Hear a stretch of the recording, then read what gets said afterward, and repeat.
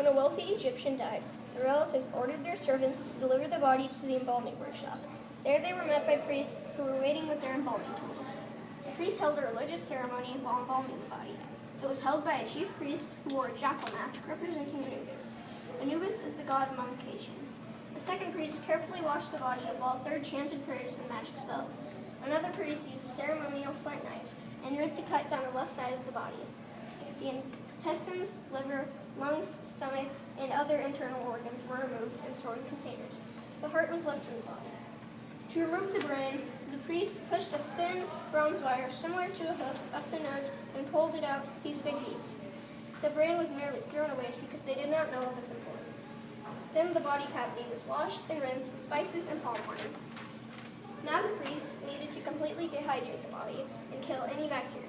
This process was done using a natural salt called natron. It was found along the banks of Egyptian lakes.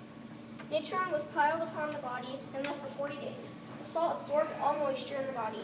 After the 40 days, the corpse became shriveled and black, but dry and elastic. Priests filled the body cavity with sand, sawdust, and linen bags soaked in pine resin to restore the body's natural shape. Clumps of linen were pushed into the skull. When this process was finished, the wound on the left side was stitched shut. The nose, mouth, and eyes were stuffed with linen rags. Wooden eyes were later painted for the mummy.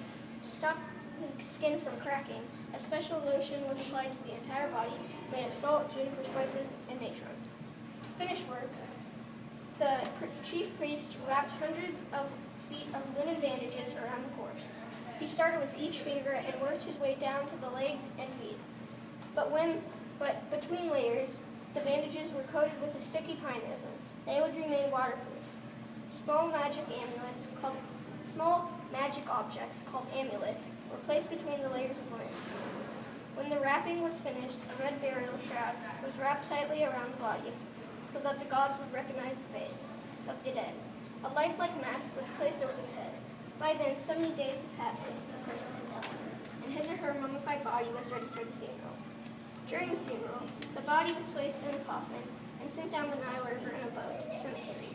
Once the procession reached the tomb, and the mummy was placed in a tomb which was then sealed, and the work of more than 10 weeks was finished.